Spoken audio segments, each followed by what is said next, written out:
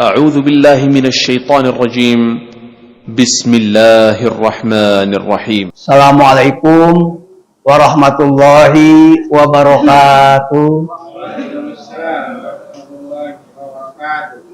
Alhamdulillahirabbil alamin. Assalatu wassalamu ala asyrofil anbiya'i wal mursalin nabiyyina Muhammadin wa ala alihi wa ashabi ajma'in. Amma ba'd. Bapak dan Ibu hadirin rahimakumullah. Alhamdulillah subuh ini kita akan atas izin Allah kembali kita bertemu berkumpul di masjid. Pagi ini kita akan kuliah tafsir sebetulnya, tapi tafsirnya tafsir tematik. Tema yang akan kita angkat, yang akan kita bahas adalah tentang takwa. Ternyata takwa itu merupakan power.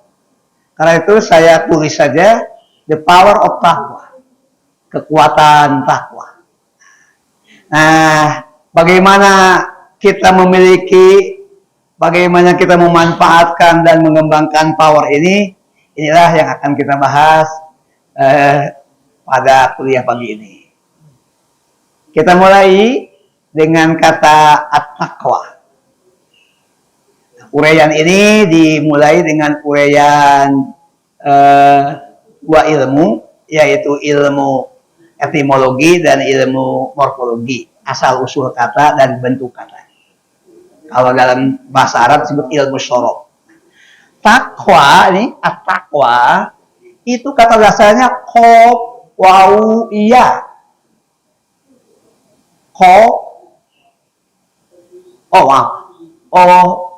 Kata dasarnya waw qaf iya.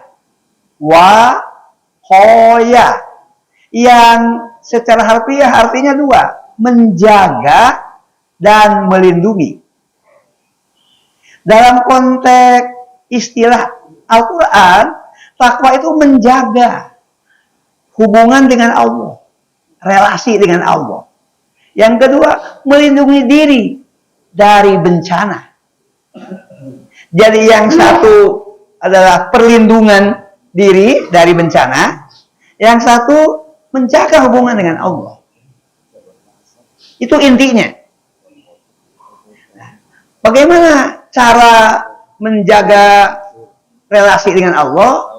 Ada beberapa langkah strategis. Langkah yang pertama, iman. Karena itu, iman menjadi dasar. Sering dihubungkan iman dan takwa. Iman dasarnya, takwa aktualnya.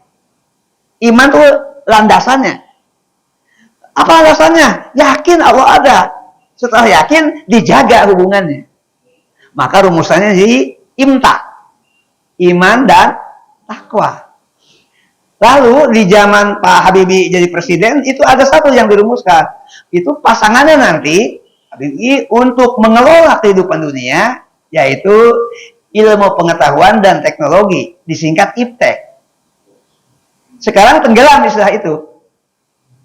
Kita bisa mengerti bahwa tenggelam, ya nggak punya kapasitas, gimana bisa ngomongin IPTEK. Gitu. Iya. Itu persoalannya. Jadi yang iman ini. Nah, di atas dasar iman itu, yang kedua, yang inti, kejujuran. Asidgu. Jadi, mengapa iman dan kejujuran menjadi dasar ketakwaan? Takwa pertama itu jujur. Karena jujur itu menurut Syekhul Islam Ibn Taimiyah, itu asidku roksu kulli hasanatin. Kejujuran pangkal segala kebaikan. Kebalikannya al-kizbu, kebohongan, roksu kulli khotiatin, pangkal segala kejahatan. Pangkalnya. Oleh sebab itu, saya membaca buku tentang strategi kebudayaan. Buku strategi kebudayaan itu ditulis bukan orang Islam, bukan. Van Persen itu seorang filosof. Saya baca zaman mahasiswa. Ditemukan bahwa kalau ingin membangun sebuah peradaban, kata kuncinya integritas. Integritas kan kejujuran. Masya Allah. Jadi kalau bangsa ini dikelola dengan kebohongan, ambruk.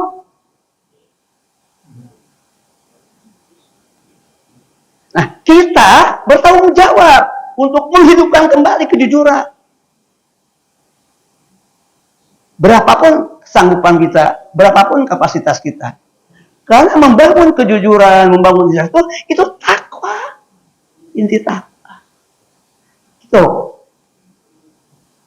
Itu dulu dasarnya. Nah, setelah kejujuran dibangun, apa bedanya? Kejujuran dengan nurani, kejujuran dengan rasionalitas, kejujuran dengan emosi, maka dengan kejujuran akan sampai kesimpulan yang benar-benar ilah itu hanya satu, Allah.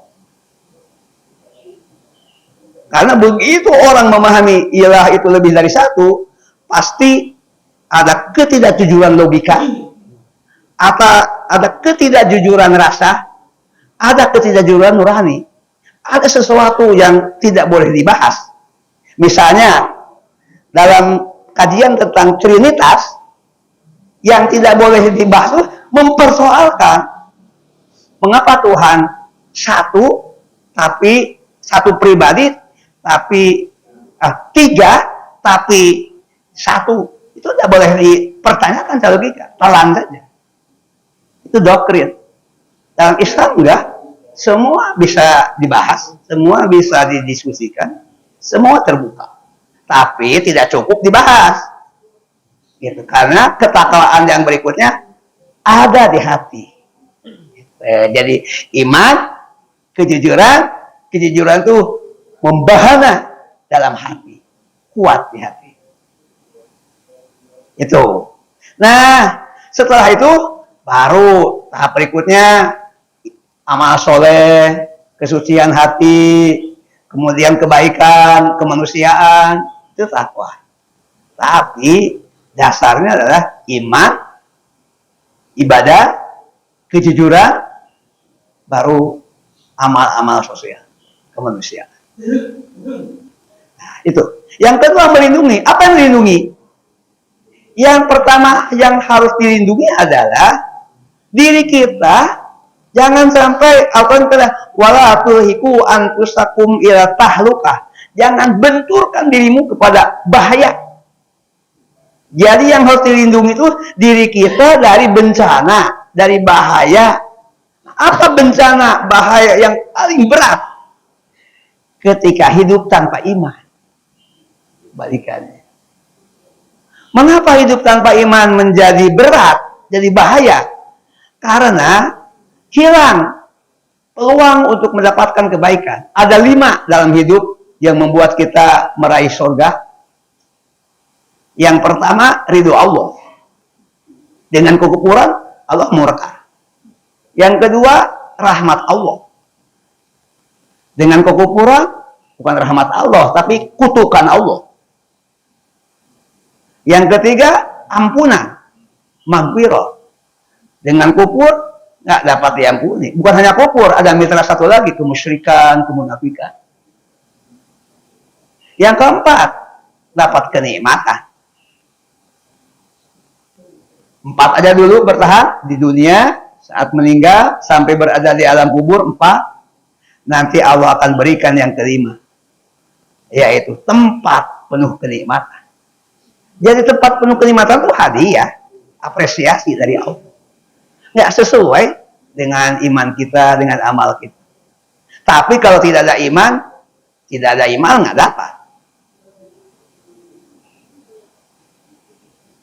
Kepada Junaid al-Baghdadi pernah didialogkan, saya kutip dialog itu dalam sebuah kitab, lalu saya kutip menjadi kutipan salah satu footnote dalam disertasi kepada Junaid al-Baghdadi. Junaid al-Baghdadi disebut Sayyidu Thaifah, pemimpin ulama di Baghdad. Kalau zaman modern mungkin Majelis Ulama, ini pemimpin ulama se-Baghdad. Diakui. Kepada beliau ditanyakan, Syekh, kalau amal kita tidak menentukan kita mendapatkan surga, tidak perlu beramal, terserah Allah saja. Kata Junaid, kamu tidak sadar, kamu manusia, diminta oleh Allah dengan akalmu, dengan perasaanmu, dengan rohanimu, kamu diminta memilih, berpikir, berikhtiar, berusaha. Yang satu lagi bertanya, kalau gitu beramal saja. Tidak usah berpikir ini karunia Allah. Itu tidak mungkin. Karena kamu sombong. Nggak mungkin itu dilakukan. Itu hanya dilakukan oleh iblis dengan kesombongan. Jadi gimana yang tepat? Yang tepat itu jalan tengah. Ini disebut dengan moderasi tuh ini. Jadi nggak jalan kemana-mana. Kapan-kapan kita kuliahkan umat yang tengah itu seperti apa. Umat yang tengah itu satu sisi kita memilih beriman, berjuang mempertahankan iman, mengukuhkan ketakwaan, tadi dengan kejujuran, dan ibadah senang hati, itu usaha dari kita. Itu perjuangan, itu ikhtiar. Tunjukkan bahwa kita memang mau ke surga dengan berjuang. Tetapi tentu yang akan menentukan dengan ridhonya, dengan rahmatnya, dengan ampunannya, dengan kenikmatannya Allah. Nah, inilah yang menjadi dasar Ahlus Sunnah wal Jamaah itu di tengah berpikir. Bukan di tengah antara batil diakomodir. Enggak, batil. Kekufuran, tegas.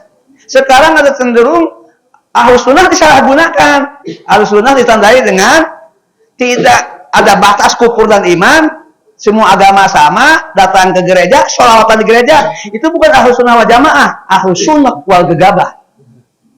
Sunnah itu sempit, gegabah, putusannya langkahan.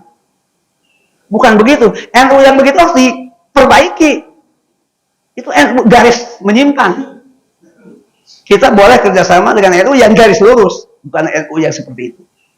Kalau Aswaja diklaim NU, padahal Aswaja bukan hanya NU. Semua kaum muslimin itu pahamnya Aswaja. Itu kira-kira. Baik ya. Itu yang pertama. Balik ke slide yang kedua. Nah, ketakwaan itu jangan berpikir ketakwaan itu masalah pribadi, bukan. Nanti ada ayatnya.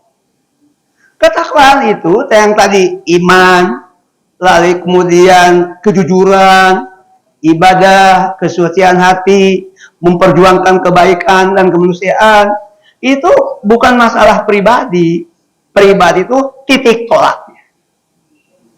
Tapi harus mengembang menjadi kekuatan pada keluarga, kekuatan pada masyarakat, kekuatan pada bangsa.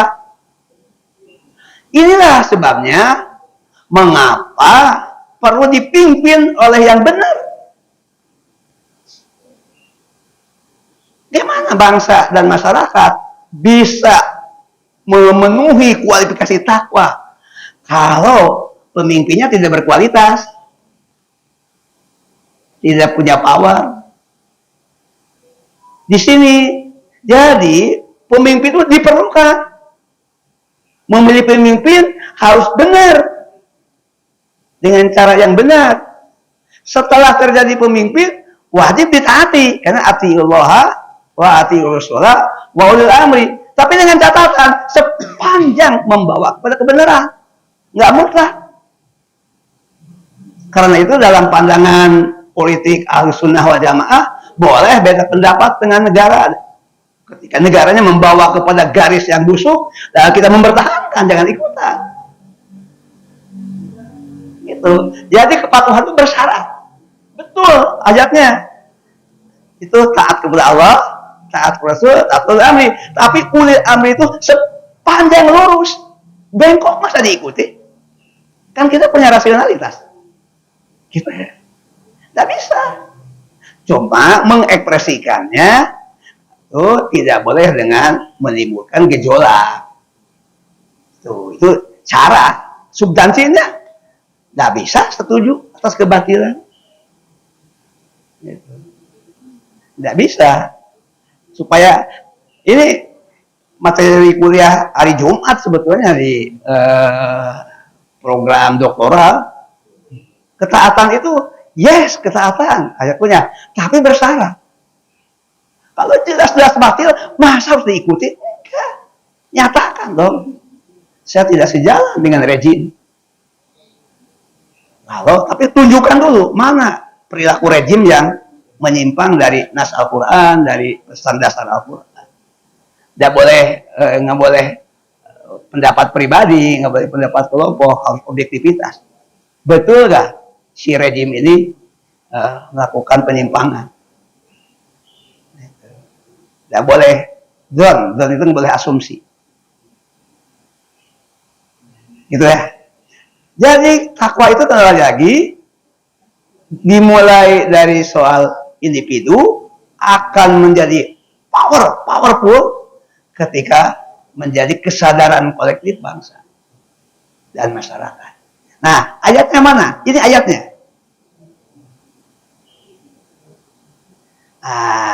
Ini ayat pertama tentang takwa, ada 3. Jadi takwa pertama iman dasarnya. Ustaz, tolong dibaca Ustaz, biar suasana kajian tafsir terasa Ustaz.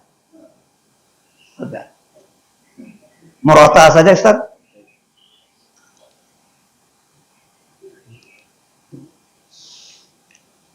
أعوذ بالله من الشيطان الرجيم بسم الله الرحمن الرحيم يا أيها الذين آمنوا إن تتقوا الله يجعل لكم فرقانا ويكفر عنكم سيئاتكم ويغفر لكم والله ذو الفضل العظيم Sadaqallahul azim. Mari kita renungkan secara bertahap. Ayat itu dirasakan, dihayati, tapi dipikirkan secara mendalam. 3 kecerdasan bekerja memahami ayat itu. Wahai orang-orang yang beriman. Nah, ini berarti iman jadi dasar. In tattaqullaha, jika kamu bertakwa kepada Allah, yaitu menjaga hubungan dengan Allah, lalu dengan kesadaran menjaga hubungan Allah itu kamu melindungi dirimu dari bencana. Jadi kalau singkatnya, kalau ada iman dan takwa, sering digabung iman dan takwa, Allah akan memberikan hadiah. Ada 3 hadiahnya. Yang pertama, yaj'al lakum, Allah akan menjadikan untuk kamu. Jadi kamu memiliki kapasitas apa? Furqanan. Kamu bisa membedakan mana yang benar, mana yang salah. Kamu bisa membedakan mana yang layak dan mana yang tidak layak. Mana yang pantas dan mana yang tidak pantas. Mana yang patut dan tidak patut. Mana yang perlu dan mana yang tidak perlu. Nah, ini kan jadi furqan, itu jadi variabel pemisah. Jadi kemampuan furqan itu ada pada 3 kecerdasan. 1 ada pada pikiran. 2 ada pada perasaan. 3 ada pada nurani. Pada ruhani. Furqan itu ada pada kekuatan nalar, ada pada kekuatan rasa, ada pada kekuatan ruhani. Kalau pakai bahasa Arab, al-quwwah al-fikriyah, itu kecerdasan pikiran, intelek, nalar. Al-quwwah al-zawqiyah, kekuatan rasa. Kekuatan bisa diganti dengan ability atau kecerdasan emosi. Dan al-quwwah ar-ruhiyah. Jadi 3 bekerja. Termasuk memilih pemimpin. Patut nggak nih? Layak nggak nih? Pantas nggak nih? Kemana arahnya? Kemana orientasinya? Gitu. Nah, ini pendidikan politik. Tapi dasarnya takwa. Kuliah kita, kuliah tentang ketakwaan. Tapi nanti karena takwa mencabut semua hal, bisa semua aspek kehidupan. Itu yang pertama.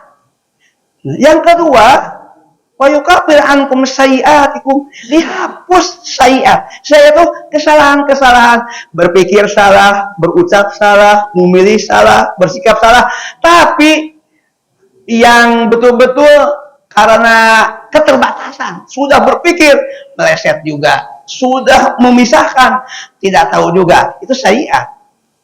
Sayiat itu kesalahan-kesalahan, ada yang mengartikan satu kesalahan kecil, kesalahan-kesalahan yang tidak bisa dihindari karena keterbatasan manusia. Itu Allah bisa menghapuskan. Yang ketiga, wa yaghfir lakum, mengampuni. Kalau yaghfir, mau dosa kecil, mau dosa besar, sepanjang dia beristighfar dan tobat, lalu meninggal dalam berakhir dengan iman, itu mendapat ampunan. Rumusnya dapat keriduan, dapat kenikmatan, dapat ampunan, baru dapat kenikmatan. Itu. Perlu dicatat yang keempat, wallahu dzul fadli, Allah memiliki karunia. Maka orang kemampuan furqan itu karunia, kesalahan dihapus itu karunia, dapat ampunan itu karunia Allah. Al-Azim, luar biasa. Azim itu agung, besar, luar biasa. Jadi sampai di sini takwa melahirkan 3 hadiah dari Allah. Pertama, punya kecerdasan intelek yang bisa memisahkan mana salah mana benar. 2, kepekaan rasa, bisa membedakan ini patut tidak patut, layak tidak layak, pantas tidak pantas. Dan yang ketiga, rohani. Karena itu bisa singkat, 1, kaitan dengan normatif, hukum, ini benar, ini salah. 2, kaitan dengan etika. 3, kaitan dengan estetika. Gitu. Apa bedanya? Kalau hukum, tegas. Yang paling, kalau norma hukum, kaitan dengan aturannya, tapi bagaimana hukum itu harus hakama. Hakama itu artinya memisahkan, mendorong, mengangkat yang benar, menyatakan salah yang salah, itu hukum powernya. Jadi itu karunia dari Allah. Singkatnya, takwa, dengan ketakwaan Allah berikan 3 power. 1, bisa membedakan baik dan buruk. 2, kesalahan-kesalahan kecil dihapus. 3, dosa-dosa besar diampuni.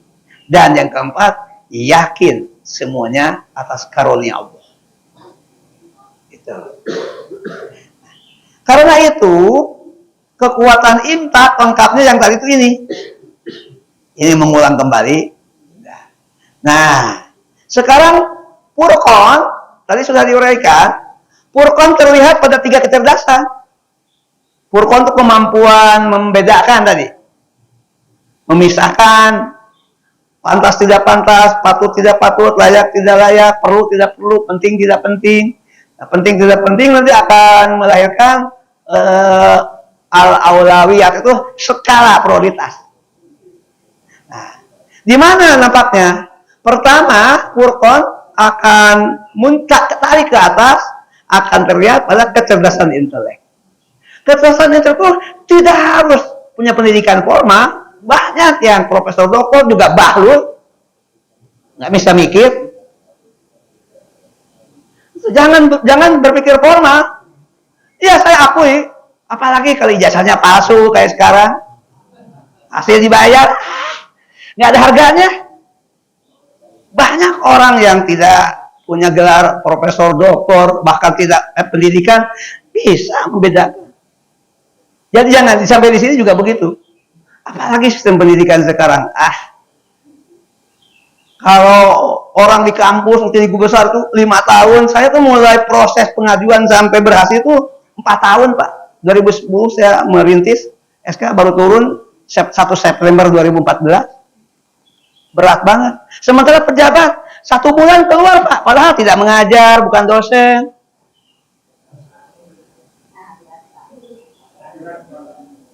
Iya. Kalau kami punya forum guru besar, ya gimana kita? Sementara kita mendidik mahasiswa untuk lulus S1 aja berat, S2 berat, berat. Ini melanggang dengan nyantai aja, seperti tanpa beban.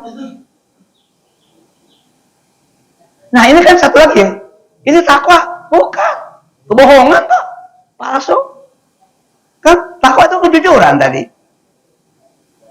Kita di kampus jadi kata mahasiswa, Pak susah-susah kuliah dengan Bapak, untuk lulus dapat B saja susah. Sementara teman di luar ya terserah kamu, mau kuliah di UIN ikuti sistem, insya Allah dijamin kamu punya integritas. Mau kuliah sepekan kamu wisuda, tuh sebelah ada, terserah dunia begitu.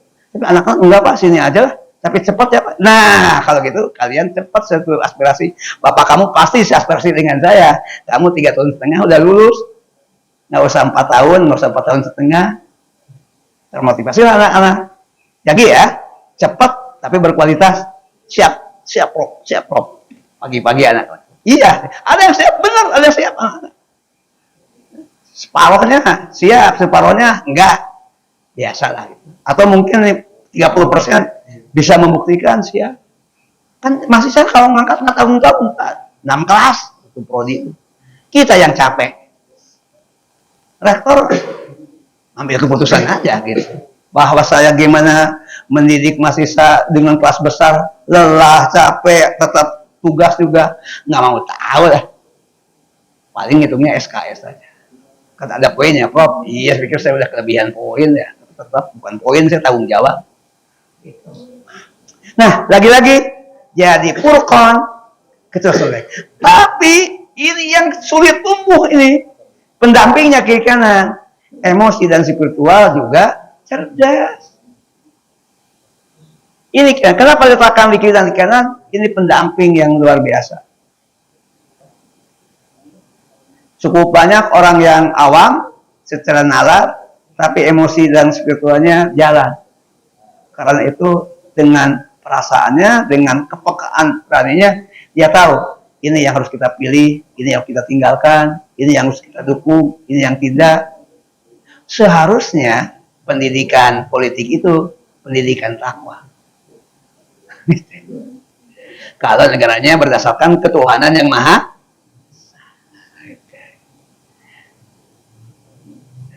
ya baik.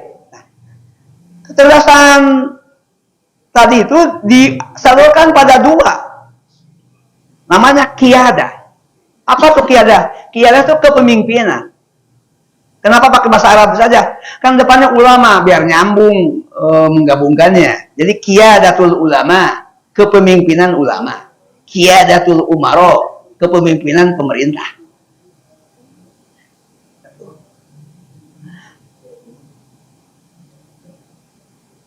Di zaman Rasulullah memang terpadu. Itu yang paling keren. Rasulullah terpadu, Abu Bakar terpadu, Umar terpadu, Utsman terpadu. Itu antara keulamaan dan kepemerintahan. Pemegang obor beliau, pemegang tongkat komando beliau. Tapi mulai dari Bani Umayyah enggak. Itu yang satu pemegang tongkat, yang satu pemegang obor. Tapi keduanya tetap menghormati, menjunjung tinggi pemegang obor. Karena itu ulama harus lebih tinggi daripada pemerintah. Dia pemegang obor. Sebab yang pegang tongkat nggak bisa berjalan, nggak bisa bergerak kalau gelap. Nah gimana nih kalau pemegang obor, obornya padam.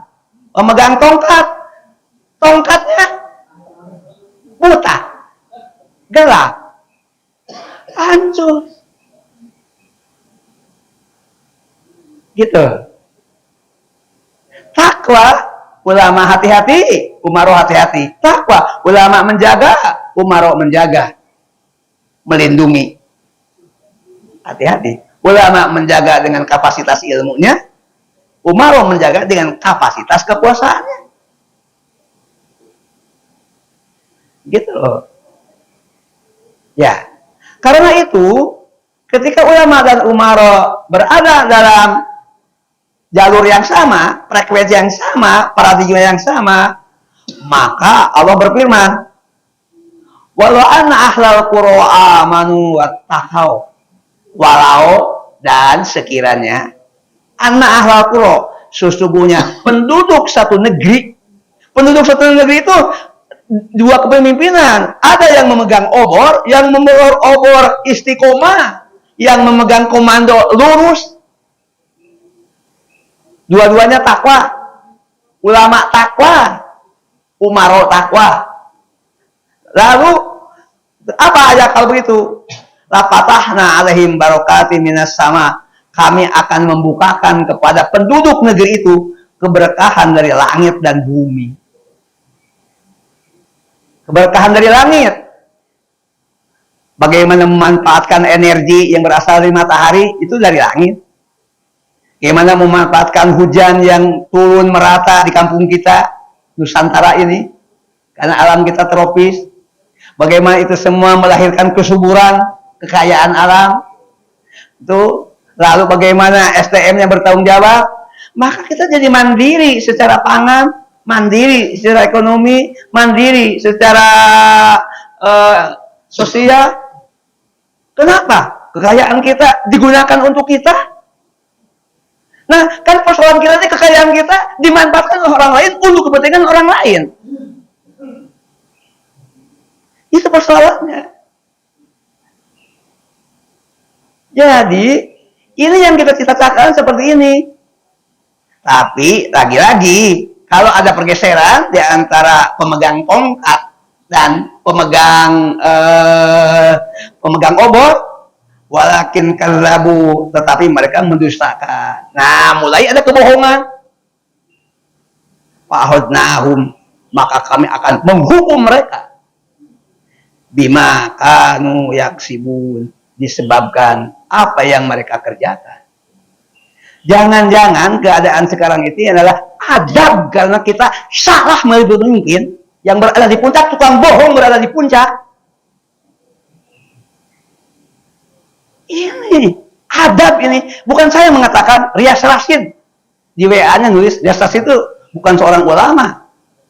Seorang dulu menteri ya, sebelumnya bukan Menpan gitu. Tapi beliau waktu penataran P4 itu terbaik di usia 35, dia paling cerdas versi penataran Manggala BP7. Bukan saya mengatakan, saya yang kesekian banyak gitu. Jadi apa kesimpulannya? Sudah, sekarang jangan banyak bicara, lebih baik saatnya memantapkan apakah kita punya kontribusi untuk memperbaiki negeri. Nah, gitu. Jadi bukan perdebatan, lebih baik memperkuat sikap, memperkuat pilihan, tidak usah ragu. Gitu. Nah, inilah kemajuan bangsa dengan iman dan takwa. Bisa nggak bangsa maju tanpa agama? Bisa. Ini kebalikannya. Ini ayatnya Al-An'am 44. Ini kemajuan bangsa tanpa agama. Bisa, oh bisa. Dan bukti sekarang ini dunia sedang dipimpin oleh kemajuan tanpa agama. Kemajuan yang agama menjadi variabel pelengkap. Bisa. Al-Quran mengatakan bisa. Fakta sejarah sedang dominan sekarang nih, kemajuan tanpa agama, bisa. Kita baca ayatnya. Bismillahirrahmanirrahim. Falamma nasu, maka ketika mereka melupakan. Nasu itu melupakan, mengabaikan, melalaikan. Arti harfiahnya sih melupakan, tapi juga sepadan dengan melupakan itu melalaikan, mengabaikan, meminggirkan, memarginalkan. Madukirubi, apa yang diperingatkan kepada mereka. Diperingatkan itu peringatan pertama, Allah menyatakan la ilaha illallah, tidak ada Tuhan selain Allah. Itu nomor satu. Yang kedua, tidak ada ibadah kecuali kepadanya. Yang ketiga, tidak menyekutukan Allah dengan apapun dan siapapun. Yang keempat, tidak mempertuhankan manusia atau makhluk-makhluk lain. Berarti nomor satu, tentang ketuhanan dulu. Kalau itu mulai dianggap tidak penting, tidak perlu, kembalikan ke soal masing-masing. Nah, ini bagian nasu, melupakan. Tapi itu di tingkat dasar. Itu uluhiyah, ketuhanan. Berikutnya nanti tentang kemanusiaan, tentang persatuan, tentang kesejahteraan, tentang keadilan. Yang berikutnya, Allah meminta kekayaan alam dikelola dengan jujur, dengan baik, untuk kebaikan masyarakat. Nah, ketika itu diabaikan, bisa maju? Bisa. Tapi akan terjadi disparitas, akan terjadi kepincangan. Yang miskin, tambah sulit, tambah susah. Yang kaya, tambah kaya. Nanti kekayaan itu hanya melingkar di sebagian kecil masyarakat. Negaranya maju, tapi rakyatnya tidak merasakan. Nah, begitu. Nah, apabila itu terjadi, fatahna alaihim, kami buka pada mereka abwaaba kulli syai'in, pintu-pintu segala sesuatu. Udah dibuka. Jadi teknologi maju, sains maju, inovasi-inovasi maju, tapi tentu saja tidak keadilan sosial tidak terbentuk, pasti hanya kelompok atas saja. Apakah sistem komunis betul-betul bisa sama rata? Enggak. Komunis itu hanya jargonnya sama rata, sama rasa. Tapi begitu dikelola, itu atas nama negara. Dan siapa yang paling menikmati politbiro strukturnya? Itu mereka yang paling kaya. Gimana wong ciliknya, kaum proletarnya tetap dijatah. Malah tidak ada inisiatif pribadi, tidak ada usaha pribadi, karena dijatah. Dengan prinsip sama rata sama rasa, jatahnya yang distribusinya, yang diatur. Sementara kekayaan melimpah, tetap ada di atas. Jadi jangan tertipu oleh paham komunisme. Gitu.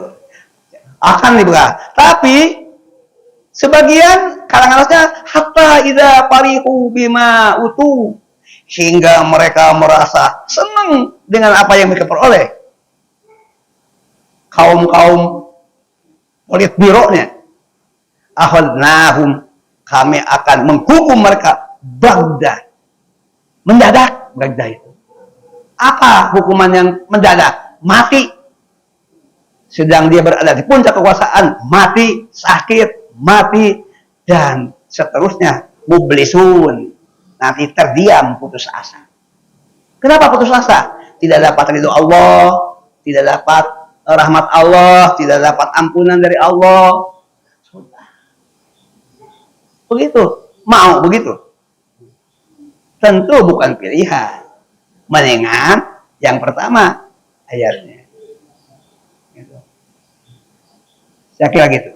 Nah, kesadaran tentang imtak dalam membentuk negara itu tergambar pada surat Sabah ayat 15, yaitu ini menjadi tema baldatun thayyibatun warabbun ghafur. Itu. Ini kenapa saya tarik itu dulu? Baldah itu negeri, Thayyibah itu unggul.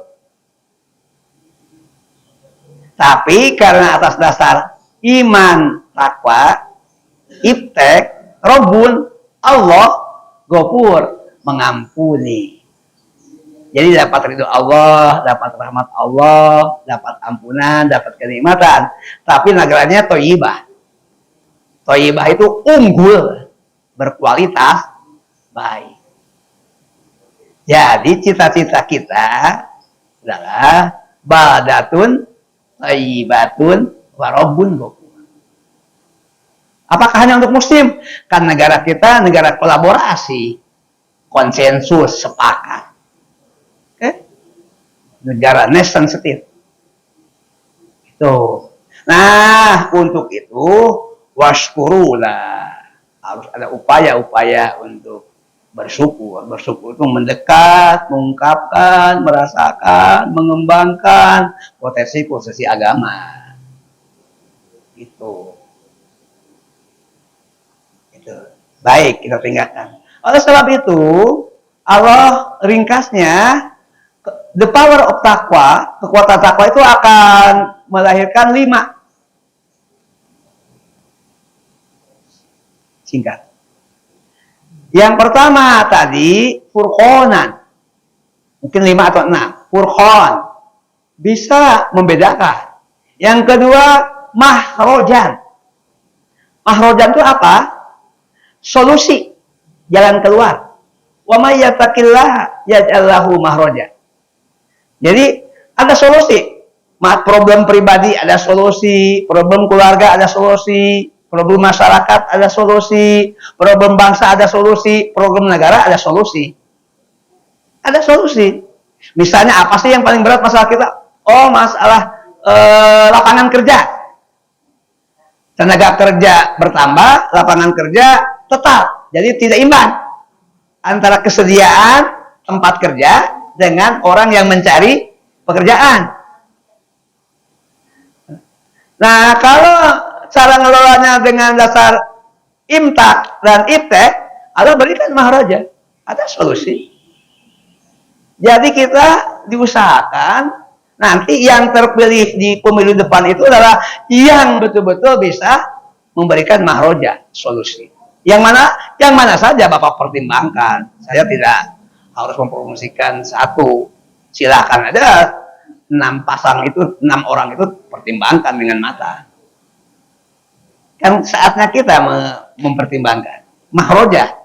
Mahroja itu tadi di tingkat aku pribadi bisa, tingkat keluarga bisa, tingkat masyarakat bisa, tingkat semua level bisa mahroja. Ini problem kita yayasan, masjid bisa kalau ada kemauan dengan takwa terselesaikan, bisa.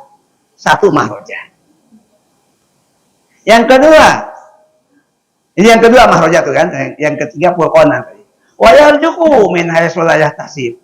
Allah akan memberikan rezeki dari arah yang tidak terduga. Jadi akan ada sumber kekayaan, akan ada modal. Modal itu dibagi 3. Ada modal materi, ada modal rohani, ada modal intelektual, ada modal sosial. Nah, nanti Allah akan berikan modal-modal yang tak terduga. Misalnya, modal yang tak terduga, tiba-tiba masyarakat bersedia jadi relawan, lalu kemudian mungkin bergulir relawan di mana-mana meskipun ada hambatan. Nah, itu min haitsu la yahtasib, tak terduga. Apa saja? Dalam kehidupan pribadi, mungkin Bapak pernah juga mengalami sedang ada sulit, tiba-tiba ada yang datang, ada yang menawarkan, ada yang memberikan solusi. Yang ketiga, wa may yattaqillah yaj'al lahu min amrihi yusra. Siapa yang bertakwa kepada Allah, Allah akan menjadikan urusannya mudah. Contoh yang paling susah sejak 98 sekarang itu bagaimana menyediakan nilai tukar rupiah terhadap dolar. Dulu bisa 2.500 tahun 95, 96. Tapi begitu krisis sampai sekarang 10.000, 15.000, 16.000, 17.000 terus saja. Paling rendah 14.000. Kok susah? Pasti ada yang mengendalikan, ada yang ngatur, ada yang tidak suka kita bangkit. Kalau semua dengan prinsip takwa, Allah akan berikan kemudahan. Yang berikutnya sama prinsip takwa, wa may yattaqillah yukaffir an sayyiati. Siapa yang bertakwa, Allah akan hapus kesalahannya. Tadi sudah disebut. Dan terakhir, wa yu'lim lahu ajra. Allah akan memberikan pahala yang besar. Pahala yang besar itu di dunia dengan ketenangan, kedamaian, kebahagiaan, kemakmuran, tapi lebih penting lagi di akhirat. Dunia penting, tapi di akhirat. Ketika kehidupan kita tidak lagi hidup bersama, tapi begitu mulai dari kematian dan seterusnya, kita hidup dikembalikan kepada dasar yang pokok, yaitu hidup individual. Ayatnya, ji'tumuna furoda kama khalaqnakum awwala marrah. Kamu datang kepada kami dalam kehidupan individual seperti kali pertama kami menciptakan kamu.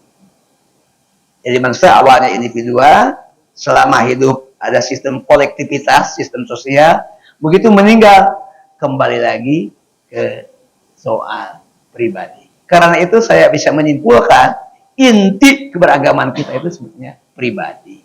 Tapi selama hidup tidak bisa tujuan pribadi tercapai tanpa kolaborasi dalam sistem sosial.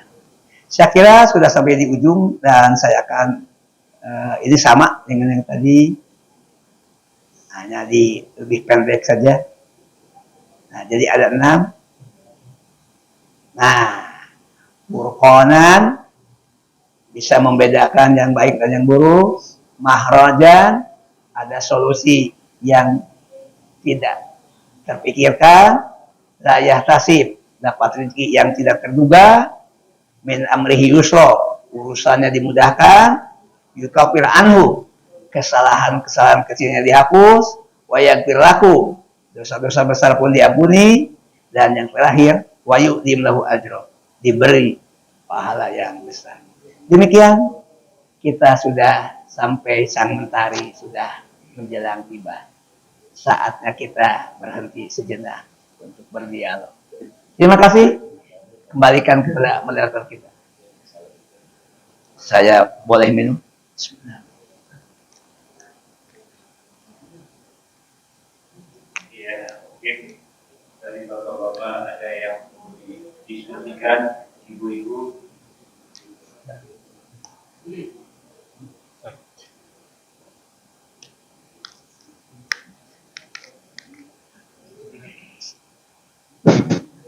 Assalamualaikum warahmatullahi wabarakatuh. Waalaikumsalam warahmatullahi wabarakatuh. Alhamdulillah Bapak Ustadz, kita mendapat pencerahan kembali minggu demi minggu. Nah ini Pak menunjukkan tadi supaya ngasih mikrofon kepada saya, Pak Basril. Mungkin mohon maaf saya menyampaikan mudah-mudahan masih inline dengan materi Ustadz. Iya. Tadi mungkin terkait fokonan dan makhrajan begitu Ustaz ya. Baik. Kita dalam proses di tengah mungkin. Tadi individu, kemudian di tengah, sebelum nanti terakhir begitu. Di tengah ini maksud saya terkait dengan antisipasi, analisa dan antisipasi. Nah ini mohon mungkin merujuk flashback ke belakang. Tapi itu perlu menurut kami perlu untuk terutama nanti kita dan anak cucu kita ke depan nanti. Adalah berkaitan dengan kalau kita lihat sejarah daripada agama kita melihat bahwa ini kan ada mohon maaf kalau keliru Ustadz, saya kadang-kadang kan mendengar diskusi antar agama khususnya kaitan dengan kristologi. Iya, silahkan. Nah ini saya melihat di sana bahwa Nabi itu ada Taurat ya. Taurat dari Nabi Musa, Taurat, kemudian ini kejadian di negara terjadi di ke bangsa Israel waktu itu. Kemudian di sana ada Nabi Isa. Kemudian pada saat itu, nah di sini yang kami mohon penjelasan mungkin Nabi Isa adalah membawa perintah dari Allah atau utusan Allah kepada kita. Namun kemudian terjadi suatu apakah istilahnya penyimpangan atau apa? Kemudian terjadilah agama Kristen. Di mana di sini diceritakan kalau tidak salah dari apa yang kami amati itu kaitan bahwa Kristen itu keluarnya di Romawi sebenarnya. Nah, kemudian walaupun berasal dari sana hanya nama daripada Nabi Isa itu dijadikan suatu bagi mereka bagi Nabi Isa itu sehingga jadilah agama Kristen yang tadi yang Ustadz menyampaikan ada trilogi dengan Trinitas tadi gitu. Nah ini bagaimana terjadi penyimpangan itu, kemudian terjadi Kristen yang sebetulnya karena bisa Islam ke bawah, sampailah kita akhirnya ke Nabi Muhammad. Terakhirnya ini. Nah, terjadinya proses sehingga terjadi agama Kristen ini. Padahal kan Nabi Isa-nya kan sebetulnya beliau kan menerima perintah dari Allah membawa agama Islam. Ini yang mungkin kami mohon penjelasan karena ini cukup untuk kita ini sekarang ini nampaknya harus ada terjadi, mereka ini kan makin merambah juga dari agama Kristen ini dengan berbagai cara untuk mempengaruhi umat kita dan sebagainya. Terima kasih. Wassalamualaikum warahmatullahi wabarakatuh. Waalaikumsalam. Mohon izin saya bagi dua. Pertama, kerangka teorinya. Yang kedua, sisi historisnya. Ini kita kerangkanya dulu supaya benar. Gini kerangkanya itu. Agama Allah itu satu, Pak. Agama Allah itu satu. Kenapa satu? Karena bersumber dari Allah satu. Allah satu. Agama Allah satu. Ya, gitu. Allah ahad satu, agama Allah satu. Gimana penjelasannya agama Allah satu? Ini. Agama Allah itu berdasarkan wahyu. Wahyu Allah. Lalu diutuslah Rasul yang disebut namanya dalam Al-Quran 25. Yang tidak disebut Rasul 313. Nabi 124.000. Jadi kalau gitu Allah satu, agama Allah satu, Rasul banyak, Nabi banyak. Ini kerangkanya dulu. Coba supaya pahami. Allah satu, agama Allah satu, Rasul banyak, Nabi banyak.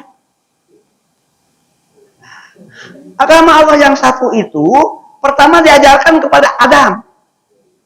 Dan terus estafet berdasarkan historis. Ada yang dalam satu zaman itu 2 nabi, 3 nabi kolaborasi. Tapi estafet prinsipnya itu. Estafet itu prinsip kesinambungan. Bahasa Arabnya istimroron. Istimror, berkelanjutan. Itu dulu kerangkanya. Nah, apa yang diajarkan kepada Nabi Adam dan kepada Nabi Muhammad? Intinya dulu, yang nanti akan menjadi titik temu di antara ajaran para Rasul. Satu, prinsip tidak ada Tuhan selain Allah. La ilaha illallah. Itu kalau dalam bahasa Arab. Tapi Nabi Adam tidak berbahasa Arab. Nabi Ibrahim tidak berbahasa Arab. Kita merumuskan pakai la ilaha illallah karena Nabi kita orang Arab berbahasa Arab. Nabi yang berbahasa Arab itu hanya 4 orang. Sebelum Nabi Muhammad 3. Nabi Hud, Nabi Soleh, itu satu lagi Nabi yang di kawasan berbudaya Arab saja. Ya, yang saya pasti Nabi Hud, Nabi Soleh, Nabi Muhammad 3. Itu yang berbahasa Arab. Itu satu dulu. Jadi mau cerita kemana sepanjang ini agama Allah, lah ya. Prinsip yang kedua, tidak ada ibadah kecuali kepada Allah. Bahasa Al-Qur'annya la na'budu illa iya. Prinsip yang ketiga, tidak menyekutukan Allah dengan apapun dan siapapun. Bahasa Al-Qur'annya wala nusyrika bihi syai'an. Yang keempat, tidak mempertuhankan sesama manusia atau makhluk lain. Bahasa Al-Qur'annya wala yattahida ba'duna ba'dun arbabam min dunillah. Inilah disebut oleh Al-Quran dengan kalimatun sawa, titik temu. Jadi kalau gitu kita sebutkan Allah satu, agama Allah satu, berdasarkan wahyu Allah, berdasarkan kitab Allah. Kitabnya ada 4. Kitab yang pertama, kitab Taurat. Kitab yang kedua, kitab Zabur. Kitab yang ketiga, kitab Injil. Kitab yang ketiga, kitab Al-Quran. Jadi ajaran inti Taurat, ajaran inti Zabur, ajaran inti Injil, Al-Quran, tadi 4. Apalagi yang kelima, ada kehidupan setelah mati, Yang keenam, ada pertanggungjawaban di hadapan Allah. Dan yang ketujuh, ada surga, tempat apresiasi, dan ada neraka sebagai tempat hukuman. Itu dulu kerangka. Nah, ini kerangka. Saya belum menjawab, tapi supaya Bapak memahaminya secara akademik, saya berikan kerangkanya dulu. Itu namanya kerangka pikir. Yang tadi.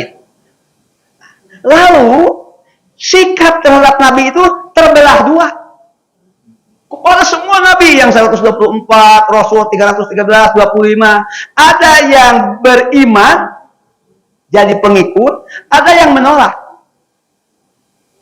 Ada yang beriman, ada yang kufur. Kufur itu resisten, menolak, mengingkari. Dua saja. Nah, begitu kira-kira. Jadi umat terbelah dua. Yang beriman, yang kufur. Mana yang banyak? Yang kufur. Terus terang aja Al-Quran, qalilan ma tashkurun, sedikit yang bersyukur. Ma tashkurun itu ma yu'minun. Sedikit yang beriman. Sekarang coba aja Bapak data penduduk dunia berapa miliar yang muslim. Gitu. Nah, tentang nama agama, intinya berserah diri kepada Allah, muslim. Tapi zaman Musa disebut agama Yahudi, zaman Isa disebut agama Nasrani, zaman Muhammad tidak dinisbahkan kepada tempat atau orang, tapi kepada esensinya penyerahan diri, yaitu Islam. Gitu. Itu kira-kira. Nah, sekarang saya akan jawab kasus. Sampai Nabi Isa wafat, umat Bani Israel dan Nabi Isa tidak diutus untuk seluruh dunia, Pak. Hanya diutus untuk Bani Israel. Yang seluruh dunia itu Nabi Muhammad saja sendiri. Yang lain itu dakar-dakarnya lokal. Dakar itu daerah kerja. Si Rasul itu punya dakar masing-masing. Nah, sampai Nabi Isa wafat, umat hanya terbagi dua. Yang beriman, 12 orang Hawariyun dengan nanti para pengikutnya, dan itu minoritas, dan yang kafirun. Tidak ada yang meyakini Nabi Isa Tuhan. Itu Nabi Isa wafat tahun 33 Masehi. Kapan muncul pandangan Nabi Isa Tuhan? Itu sekitar antara tahun 450 sampai tahun 500 Masehi. Zaman apa? Ini ada raja yang cerdas. Raja negarawan. Namanya Konstantin. Ini Raja Romawi. Al-Quran menyebutnya Ar-Rum. Konstantin. Ini negarawan, negaranya cerdas. Ya, betul-betul negarawan. Beliau mendirikan kota. Namanya Konstantinopel. Kelak, kota itu akan jadi Istanbul. Yang artinya Jayakarta. Kota kejayaan umat Islam. Karena bisa dikuasai dan total. Konstantinopel itu jadi Istanbul. Itu ceritanya. Gimana apa yang dirasakan? Konstantin kekuasaannya luas. Ada wilayah inti di sekitar Istanbul sekarang, nyebar ke wilayah barat ke Eropa. Karena Turki itu hanya beberapa mil dah Eropa, lalu ke timur. Jadi kekuasaannya Syarqiyah wa Ghurbiyah, timur dan barat. Karena negaranya luas, lalu dia merasa ini perlu integrasi. Integrasi itu kesatuan dan persatuan. Integrasi.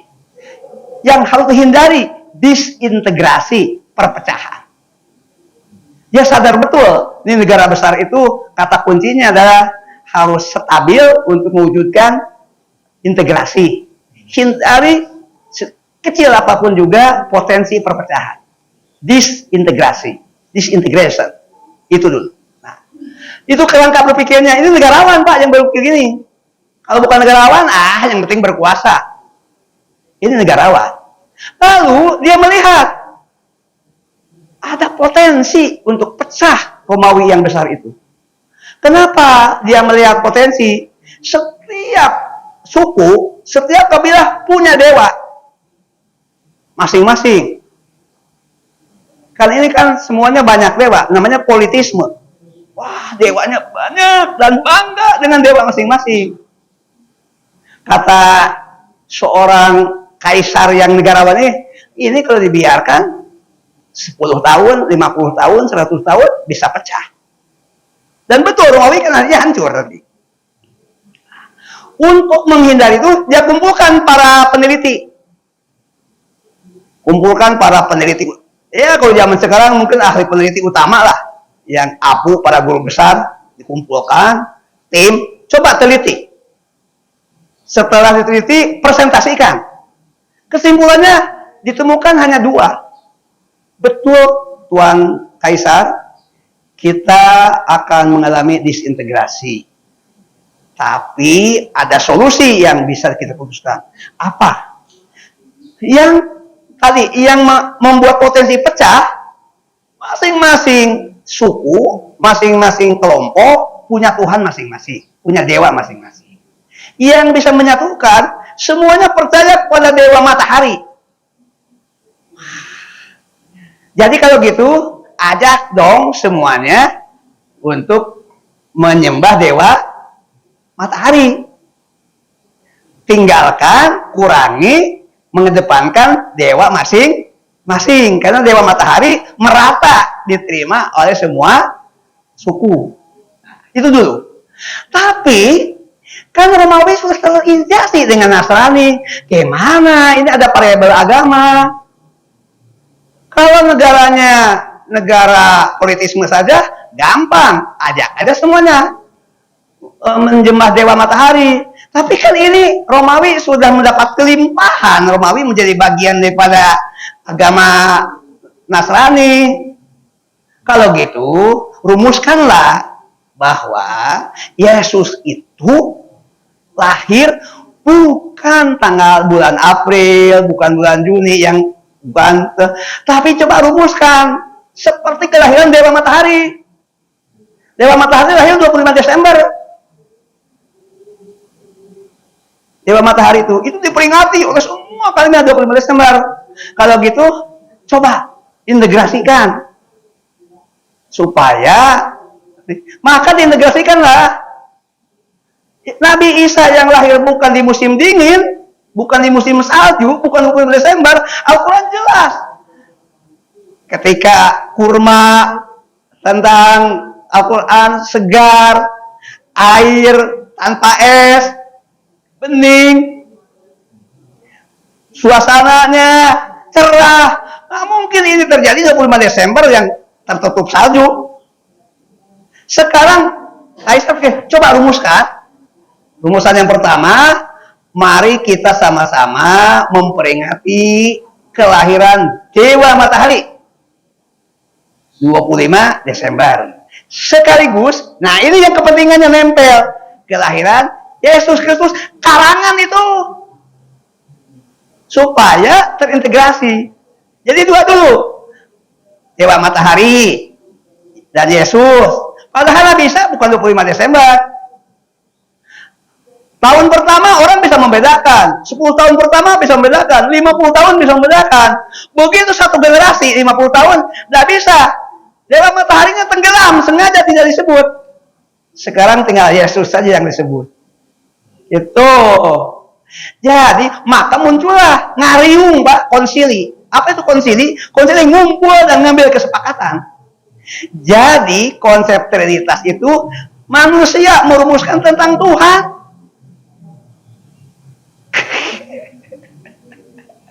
Konsili 1, konsili 2, dan terus sama. Maka terbentuklah doktrin Trinitas. Itu dewa mataharinya tenggelam saja. Padahal itu seperti matahari. Sekarang 25 Desember ini sebentar lagi akan memperingati Nataru kan di bukanya, Natal dan tahun baru. Terus saja bergulir. Teori komunikasi bukan kalau semua orang menyebutkan, semua orang menyatakan, semua orang merayakan, lama-lama dianggap kebenaran. Begitu Pak. Jadi Trinitas itu muncul pasca negarawan Konstantinopel ingin menjadikan Romawi tetap negara yang bersatu. Menghindari perpecahan, menghindari kehancuran, tapi dengan memadukan konsep kepentingan negara dengan dasar teologi. Kalau ini boleh sebut teologi. Theo itu artinya Tuhan, logos itu ilmu. Jadi wawasan tentang Tuhan, pengetahuan tentang Tuhan. Tapi berdasarkan konsili, ngumpul dan bersatu. Begitu. Jelas Pak? Tuh, saya kira begitu penjelasannya. Walaupun tadi saya nggak ke situ, kuliah kita. Tapi kalau Bapak nanya ke sana ya saya jelaskan. Terima kasih. Mudah-mudahan tergambar walau mungkin serba singkat, serba serba singkat lah. Mungkin cukup saya kira untuk pertanyaan pertama. Kita beri kesempatan yang lain. Siang, Ibu, mungkin masih ada pertanyaan Yang terkait dengan materi hari ini.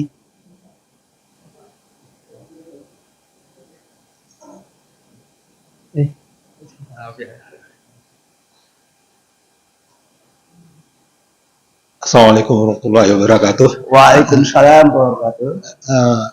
Mungkin langsung aja ke pertanyaan Pak ya. Iya, iya silakan. Tadi apa power of taqwa. Ternyata dengan power of taqwa ini bisa memajukan bangsa, ini bangsa, negara, dunia ya. Kita untuk Indonesia aja lah. Di sini kalau saya lihat secara fisika, ilmu fisika, power itu adalah usaha kali waktu, Pak. Usaha kali waktu. Sedangkan tadi disebutkan power of takwa itu adalah imtak, iman dan takwa, dan iptek lagi satu lagi kan, kalau bisa masuk situ untuk memajukan suatu negara. Ya. Jadi yang saya ingin tanyakan itu kan usaha manusia untuk mencapai imtak dan iptek ini kan untuk itu butuh waktu, makanya saya bilang usaha kali waktu tadi. Nah, untuk negara kita yang kita lihat semua, ya Pak Habibie sudah berusaha lah untuk memajukan ipteknya. Ternyata iptek itu gimana ya, malah mundur kita kan.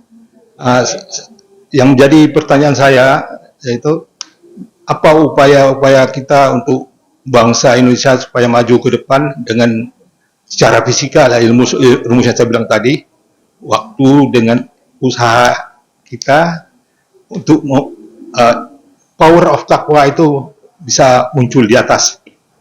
Ya, mungkin forum-forum profesor yang Bapak bilang tadi itu kan punya konsep, gimana konsepnya kira-kira, bisa dibocorkan sedikit Pak. Makasih Pak. Yang pertama, saya tidak setuju iptek mundur. Kemampuan bangsa Indonesia untuk terus inovasi, untuk menemukan yang baru itu sanggup, bisa. Persoalannya tidak mendapat dukungan dari pemegang komando, pemegang tongkat. Persoalannya gitu. Jadi pemegang tongkat tidak menggunakan, tidak memanfaatkan kekayaan intelektual bangsa ini. Persoalannya tuh, kita sanggup bikin pesawat, tapi kita tetap beli pesawat dari negara orang. Gitu gini kan. Jadi iptek tidak mundur, tapi pemanfaatan iptek untuk kesejahteraan rakyat itu yang mundur. Pemanfaatannya, karena iptek itu rukunnya ada 3: ontologi, epistemologi, aksiologi, hakikat, metodologi, manfaat dan kegunaan. Nah, manfaat kegunaan ini yang tidak jadi kebijakan pemegang tongkat. Satu itu persoalannya. Yang kedua, apa yang harus dilakukan? Yang harus dilakukan itu masing-masing kita kembali untuk mengokohkan niat. Yang kedua, niatnya harus datang dengan motivasi internal, kesadaran aku. Yang ketiga, harus ada dorongan kuat. Yang keempat, kebutuhan tekad. Untuk apa? Mari kita berubah. Itu. Jadi ada niat, ada motivasi internal, ada dorongan kuat, ada keberkahan untuk berubah. Berubah kemana berubahnya? Berubah lebih baik. Mulailah kita lebih dekat kepada Allah dengan sholat awal waktu berjamaah, lebih rukun dengan sesama, lebih mengedepankan persamaan ketimbang perbedaan. Muslim ini cukup banyak. Ayo kita momentum hari ini momentum bersatu antara kelompok tradisionalis dan kelompok modernis. Kalau itu masih berlaku, ayo saatnya kita momentum. Amin itu menggambarkan dua kelompok umat yang momentumnya sekarang bisa bersatu. Seperti bersatunya dulu di Masyumi tahun 7 November 1945, seperti bersatunya dulu di Masyumi zaman Jepang, seperti bersatunya kita dulu di Majelis Islam Indonesia Allah tahun 37 sampai 42. Jadi saatnya yang usoli dengan yang tidak usoli sholat bareng, yang kunut dan tidak kunut tidak dipersoalkan, yang tahlil dan yang tidak tahlil, yang setelah sholat wiridnya kenceng atau wiridnya masing-masing, udah mulai jangan konflik, galang itu dulu, kita arahkan bagaimana hidup kita lebih dekat dengan Allah, lebih manusiawi, lebih bersama dengan yang bukan Muslim. Coba kedepankan perekat bangsa yang bisa, tapi akidah jangan dicampur, ibadah jangan dicampur. Kalau itu, maka kita punya andil, kita punya kontribusi untuk mewujudkan takwa. Yang artinya kita menjaga, melindungi harmoni kita jaga, kebersamaan kita jaga, tapi kemurnian akidah kita jaga, kemurnian ibadah kita jaga. Jadi nggak usah ikut NU yang liberal, NU yang garis itu, NU yang lulus saja masih cukup banyak, ustadz-ustadz, kiai-kiai di kampung-kampung yang lulus-lulus banyak. Udah dengan mereka saja, samakan. Gitu, nggak usah yang liberal, tinggal lah. Itu penyakit, itu masalah, gitu. Nah, itu masih banyak. Kalau kita telah NU yang diam, NU yang lurus, banyak di kampung-kampung yang kultural, nggak ikut organisasi, tapi cara beragamanya malam Jumat yasinan, tahlilan, udah, nggak usah dipersoalkan. Dukung sesuai sholawatan, tapi jangan di gereja. Itu rawat. Ya udah, mau MTQ, yes, itulah. Udah itu semua tetap kita rawat sebaik-baik. Nah, sambil namanya ini memperkuat dari arus bawah. Sambil memperkuat arus bawah, itu namanya perjuangan kultural, perjuangan sosial, perjuangan sosial. Itu namanya itu, istilah sosiologisnya. Udah kita lakukan semua. Tapi kita cari pemimpin yang bisa memahami kepentingan bangsa, masalah bangsa yang bisa menyatukan. Sebab power takwa itu hanya akan datang apabila kita memiliki kesatuan, persatuan, persaudaraan. Insya Allah, saya optimis, terbayang negeri ini akan lebih baik jika power yang dari bawah, tengah, dan pemegang tongkat di atas. Pemegangannya ada dua, pemegang obor harus lurus, pemegang tongkat lurus, dan tentu saja kesalahan mereka harus dikoreksi, mereka harus diluruskan. Bersedia nggak? Kalau gitu undang ke sini, tanya satu-satu dari 3 pasang itu, bersedia nggak? Ini konsep Masjid An-Nur dilaksanakan oleh antum, gitu, dan kita siap dialog. Baru Masjid An-Nur cerdas, gitu. Tiga-tiganya undang supaya terasa ini tidak memihak, ini terbuka, ini ada kejujuran, ini objektif. Itu yang nggak bisa ngomong jangan dipilih nanti. Itu yang ngomongnya tidak jelas jangan dipilih. Kenapa kamu nggak milih? Tidak berkualitas. Apa dasarnya? Tidak bisa menjawab pertanyaan kami Masjid An-Nur. Gitu. Kan terbuka, gentle, nggak di WA saja. Itu Pak, konkret. Ayo saya bersedia, undang masjid, saya jadi penanya bersedia. Susun konsepnya. Itu dong. Baru nih mesin keren. Jadi ketika nanti mengatakan tidak berkualitas, objektif. Pertanyaan kami nggak terjawab atau jawabannya ngawur, tidak jelas. Jadi gitu dong, baru. Nah kalau ini semua, tapi persatuan kita jaga, kesatuan kita jaga, kebersamaan dengan yang beda agama kita jaga. Keren Pak. Tadi semua yang Allah tawarkan bisa Allah berikan kepada kita. Begitu Pak. Jelas? Konkret? Konkret. Itu. Begitu kira-kira. Masya Allah. Ya. Terima kasih. Pertanyaan Bapak dijawab dengan, kalau sudah konkret, sudah jelas, ya semoga kita berapa persen dari kuliah hari ini bisa membimbing sikap kita, membimbing perilaku kita lebih rasional, lebih damai, lebih rukun. Itu ini. Iya. Iya, berapa persen? Tentu kalau bisa semua kan kita ada keterbatasan. Tapi sekian persen jadi panduan kita dalam bersikap. Code of conduct, panduan kita dalam bertindak. Begitu kira-kira Pak? Terima kasih. Kembali kepada Pak Bapak kita moderator, apakah saya itu? Saya kira waktu yang membatasi kita semua, baiklah kita akhiri majelis ini dan ditutup dengan doa mohon diterima.